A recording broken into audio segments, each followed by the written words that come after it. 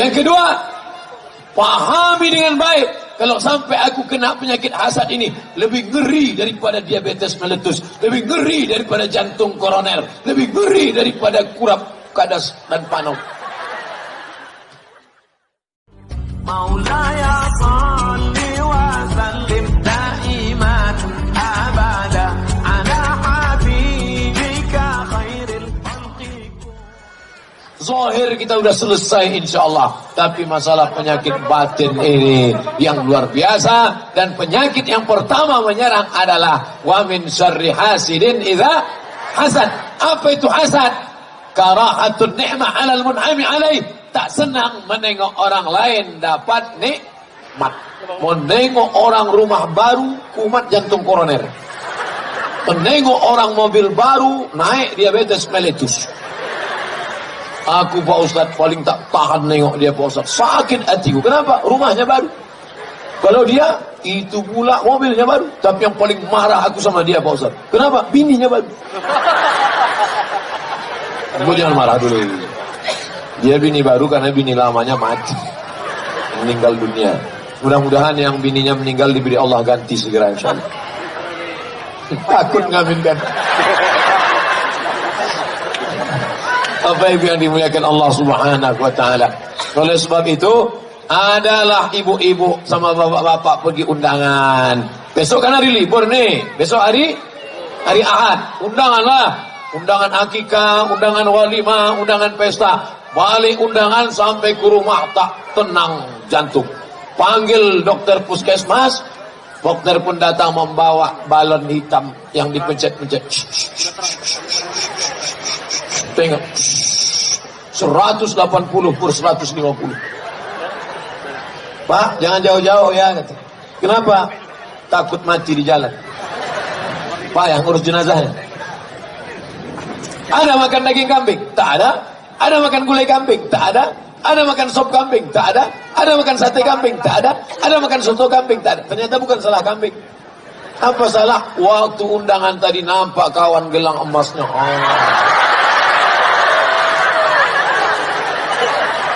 Kawan itu pun udah tahu orang sekarang ekonomi susah.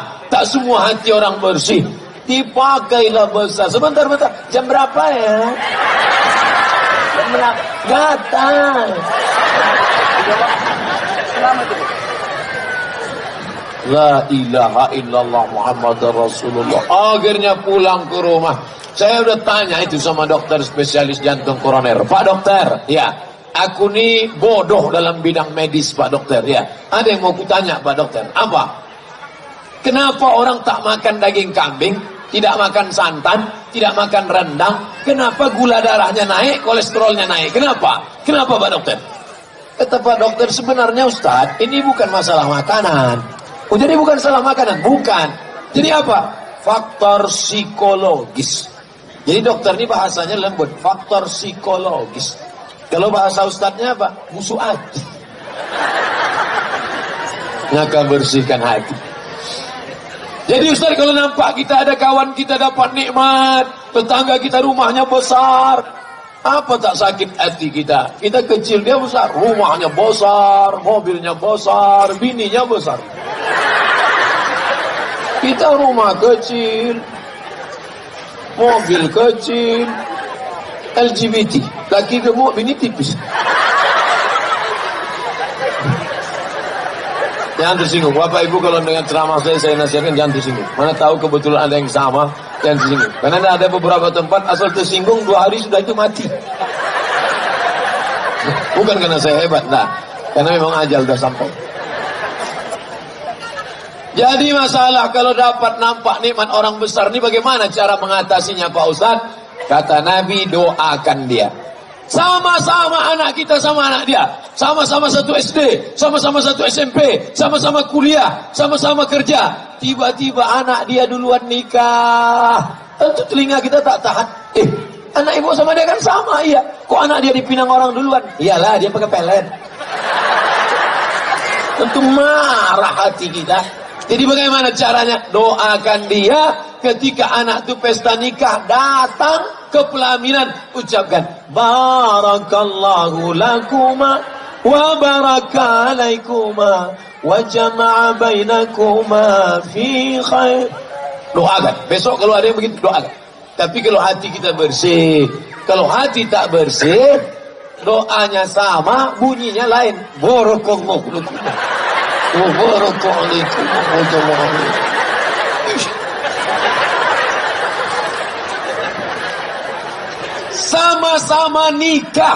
Sama-sama nikah, bisa pula tak punya anak.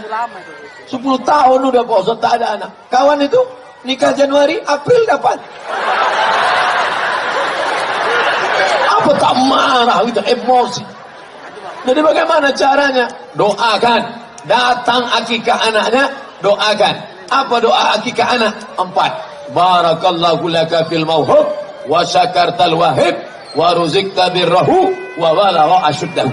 Barakallahu laka fil mauhub, semoga Allah memberkahi anakmu. Wa syakartal wahib, kau bersyukur pada Allah. Wa balagha asyuddahu, sampai usia anak ini dewasa. Wa ruzikta birrahu, kau dapat baktinya. Bagi yang hafal, barakallahu laka fil mauhub wa syakartal wahib wa ruzikta birrahu wa balagha asyuddahu. Bagi yang hafal, bagi yang tak hafal gerak-gerakkan aja mulut. Apa yang kau baca tadi? Terserah aku lah, mulut-mulut aku pokoknya. Bapak Ibu yang dimuliakan Allah. Jadi syarat yang pertama, kalau mau hilang rasa hasad, benci, dengki, busuk hati menengok kawan adalah yang pertama, caranya doakan orang itu supaya ya, nih di atas nih pejabat-pejabat kita, orang-orang hebat nih di atas nih. Doakan mereka nih. Kalau kita doakan mereka, datang malaikat, dikirimkan Allah. Apa kata malaikat? Amin. Kabulkan doa orang ini. Kau dapat yang sama macam yang kau doakan. Ya Allah, ini tetanggaku rumahnya baru, mobilnya baru. Bukan main sakit hatiku nengok dia, ya Allah. Udahlah mobil itu baru dipasangnya pula kaca 80% gelap tak nampak. Asal berselisih di jalan tak mau dia buka. Diklaksonnya 2 kali. Ten. Panjangkan umurnya ya Allah, murahkan rezekinya ya Allah, jadikan anaknya soleh dan solehah. Apa kata malaikat? Amin. Kabulkan doa orang ini. Walaka misluh, kau dapat yang sama macam yang kau doakan. Begitu. Jangan doakan yang tak baik. Ini orang kalau sudah menengok orang lain dapat nikmat, ya Allah, sakit betul hatiku nengok dia. Kalau bisa cepatkan dia mati. Kalau bisa jangan langsung mati, buat stroke agak 6 bulannya. Apa kata malaikat? Amin. Kabulkan doanya. Dia dapat. Duluan kau kena, dia tak kena. Oleh sebab itu maka jangan. Aku Pak Ustaz memang tak bisa aku mendoakan dia Pak Ustaz. Kenapa? Sakit betul hatiku. Diejeknya sumpah serapah. Diejeknya aku di internet. Diejeknya aku di Twitter. Diejeknya aku di BBM. Diejeknya aku di YouTube. Sabar. Bapak Ibu tengok orang yang mengejek-ejek saya di internet itu. Pernah saya balas? Pernah tak Bapak Ibu menengok saya mencaci maki orang di internet? Ada? Tak pernah saya balas. Kenapa? Saya tak tahu passwordnya.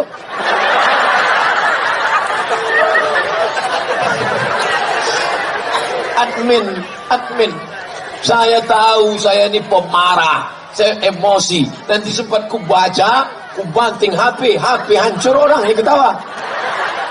Halaka mru'un lam ya'rif qadrahu. Celaka orang yang tak tahu siapa jati dirinya. Kenali dirimu baik-baik, doakan mereka.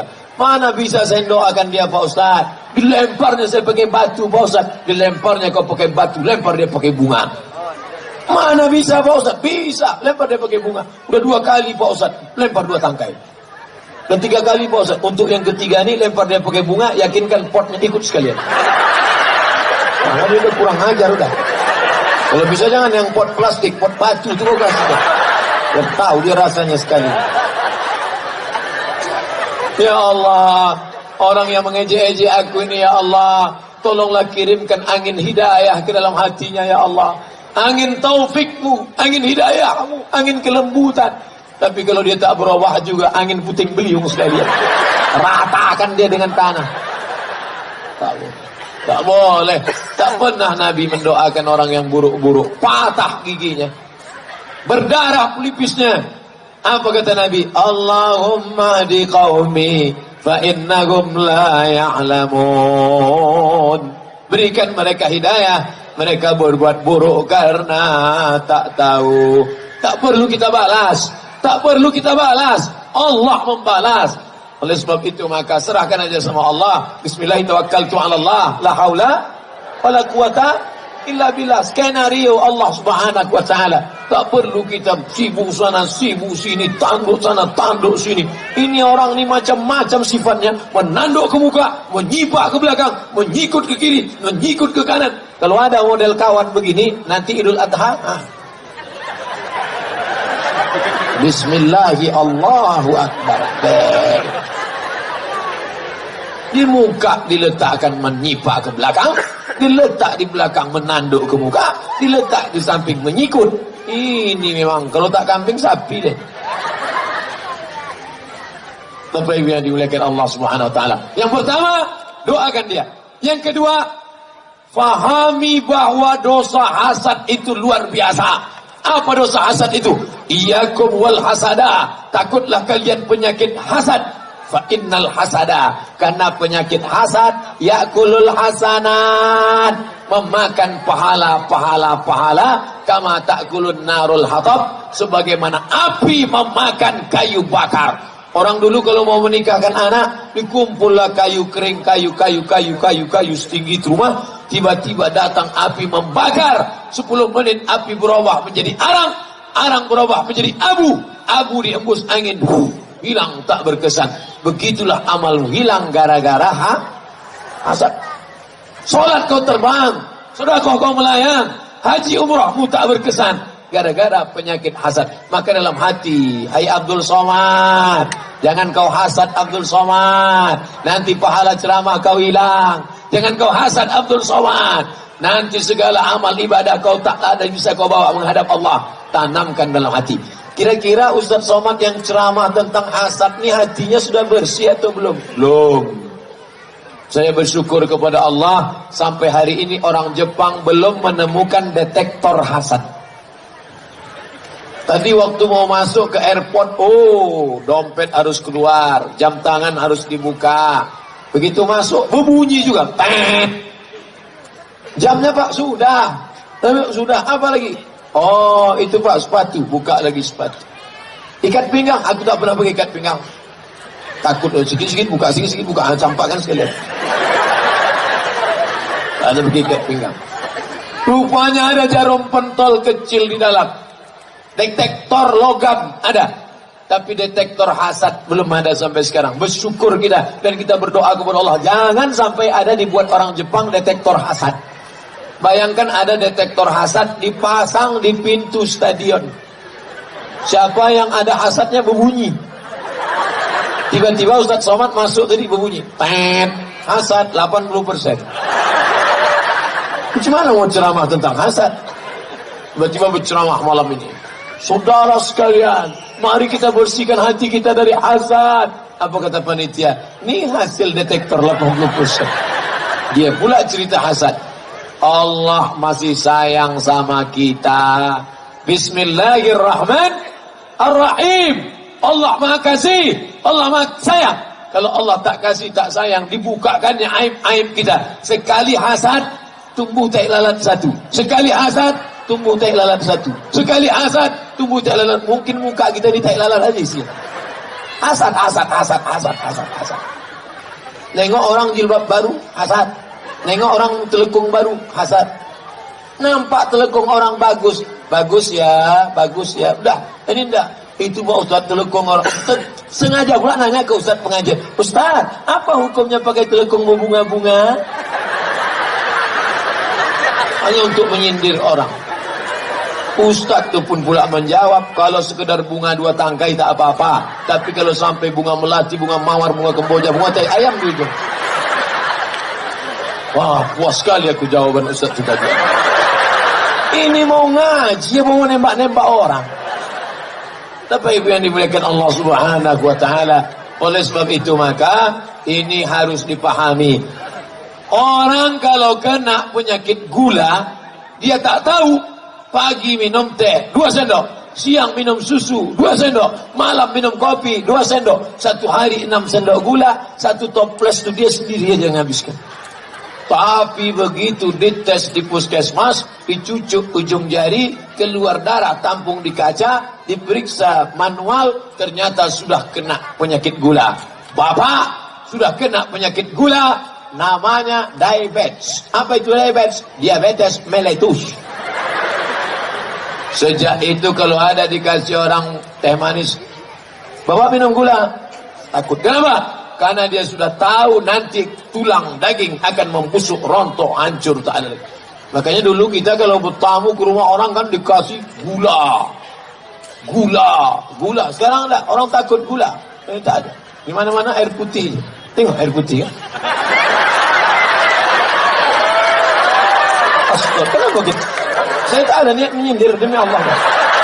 Demi Allah ya demi. Tadi saya di hotel sudah 3 kali minum teh manis. Tak ada. Saya penceramah yang tak pandai sindir menyindir. Demi Allah, wallahi tallahi billahi.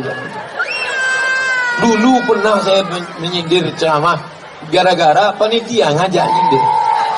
Ustaz tolong Ustaz sindirkan. Apa? Itu ada orang jamaah sudah menyumbang 300 juta dimintanya balik. Kami sudah sempat ngutang semen, mintanya balik. Jadi apa judul ceramahnya? Siapa yang meminta duitnya lagi, macam anjing menjilat muntahnya. Oke, kita sampaikan.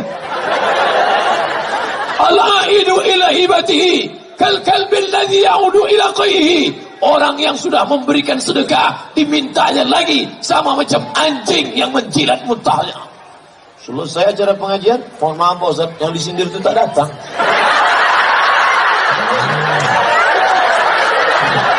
Sejak itu tak mau ya sendiri. Kalau ada, jadi jangan sampai tersinggung dengan ceramah. Ini harus saya jelaskan dari awal.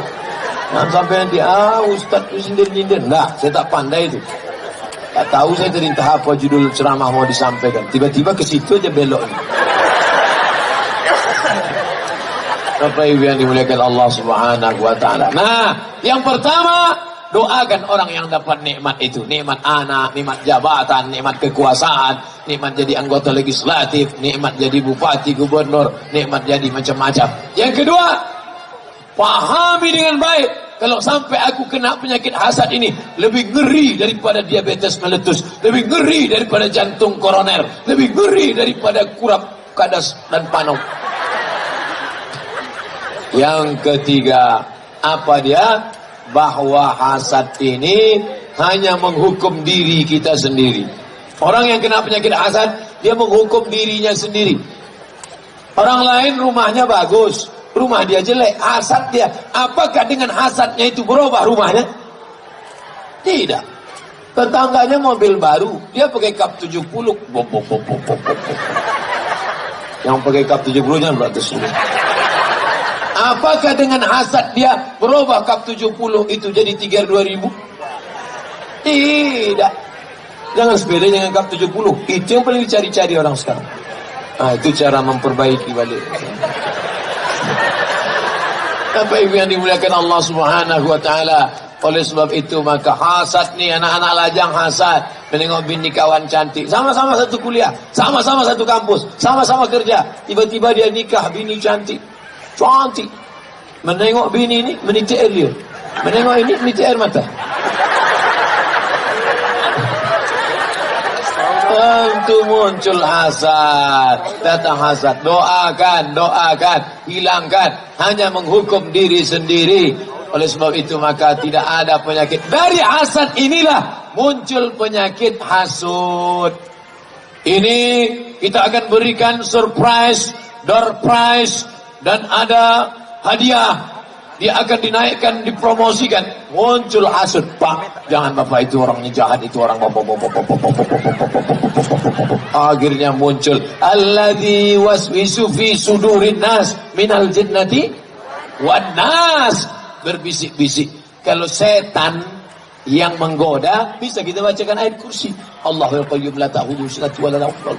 Tapi kalau kawan nas yang berbisik-bisik, kita bacakan ayat kursi, hafal pula dia dari kita. Nauzubillah. Bapak Ibu yang dimuliakan Allah Subhanahu wa taala, hendaknya yang berceramah malam ini dan yang mendengar ceramah keluar dari ceramah ini bersih hatinya dari hasad. Yang pertama kali kena hasad itu siapa Pak Ustaz? Adam alaihissalam dari tanah. Adam dari tanah. Tiba-tiba disuruh Allah semua malaikat sujud kepada Adam. Wa idh qulna lil malaikati, kami katakan kepada malaikat semuanya, usjudu li Adam, sujudlah kepada Adam. Fasajadu, semuanya sujud. Ada satu yang tak mau sujud. Siapa dia? Iblis. Kenapa dia tak mau sujud? Sebab iblis tak mau sujud adalah hasad. Kenapa dia hasad? Kenapa Adam yang sujud malaikat? Adam dari tanah. Ibu, bapak, saya, bapak anggota dewan, semua kita ini diciptakan dari tanah. Dari tanah. Ustaz Somad, iya, kita ini semua dari tanah. Ya, kalau memang kita dari tanah, kenapa sifatnya lain-lain? Sifat tanah kan rendah, sifat tanah kan rendah, sifat tanah kan baik, sifat tanah kan lembut. Kenapa dia tak baik? Dia dari tanah juga, cuman dari tanah sengketa. Yang agak lain. Tapi jangan pula gara-gara ini balik nanti langsung nengok kawan. Ini kena sengketa. Ini kena sengketa. Bukan itu maksudnya. Ceramah itu mengukur diri. Kalau kita habis dengar ceramah pengajian untuk mengukur diri, bukan untuk mengukur orang.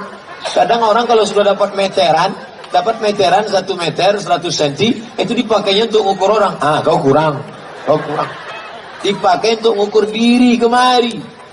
Tuba liman shaghalahu aibuhu an ayubin nas. Berbahagialah orang yang sibuk memikirkan cacatnya sehingga tak sempat memikirkan cacat orang lain. Berbahagialah orang yang sibuk memikirkan kekurangan anaknya. Anakku tak pandai ngaji, anakku lari dari pesantren, anakku tak pakai jilbab, sehingga tak sempat memikirkan cacat aib orang lain. Hari ini orang sibuk memikirkan aib anak orang sampai tak sempat memikirkan anaknya. Sibuk memikirkan aib bini orang sampai tak sempat memikirkan aib keluarganya. Sibuk. Kenapa sibuk? Ini aib. Menengok aib sampai 3 kali sehari. Aib pagi, aib siang, aib malam. Apa namanya? Infotainment. Na'udzubillah. Apa yang dimuliakan Allah Subhanahu wa taala? Ini hasad. Jadi yang pertama kali kena penyakit hasad itu adalah iblis. Makanya kalau ada dalam hati kita hasad, jangan-jangan aku ni saudara iblis. Jangan-jangan aku ni saudara iblis. Makanya kalau ada orang hasad, iblis tak menggoda lagi. Bapak ibu kalau ada hasad sikit aja, iblis tak menggoda. Kenapa? Karena sesama saudara dilarang saling menggoda. Kata iblis kepada anak-anak buahnya, bro, yang ini jangan. Kenapa? My brother. Pak Ustadz, apa beda iblis, setan sama jin? Nama komunitasnya jin. Nama komunitasnya jin. Jin ini dibagi 2. Jin baik, jin Islam. Jin tak baik, jin kafir. Yang jin kafir tadi terbagi lagi. Induk dari segala jin kafir itulah iblis. Anak buahnya namanya setan. Jadi gundurwo, tuyul, sendil bolong. Kalau jin tadi tinggi, itu namanya bego ganjang. Tinggi dia. Kalau pendek, gundul, tuyul. Kalau berobang perutnya, sendil bolong. Kalau naik sepeda motor, Dracula. Kalau melompat-lompat aja, tempel kertas di kening, hantu Cina. Kalau berjalan pun tak bisa, suster ngesot. Nah, jadi saya udah hafal tentang hantu-hantu ini.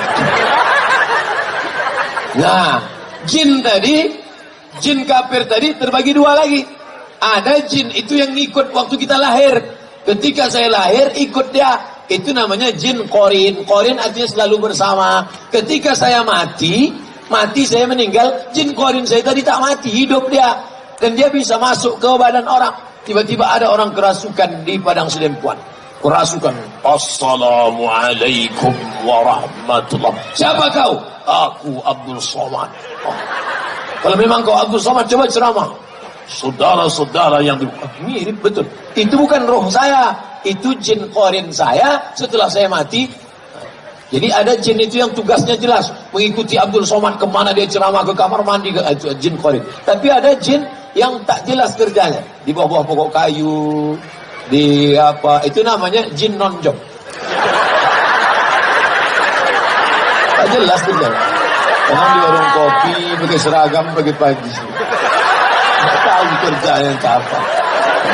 Oleh sebab itu maka ini harus diperjelas. Nah, cerita tentang kenapa jauh betul dari hasad ke jin.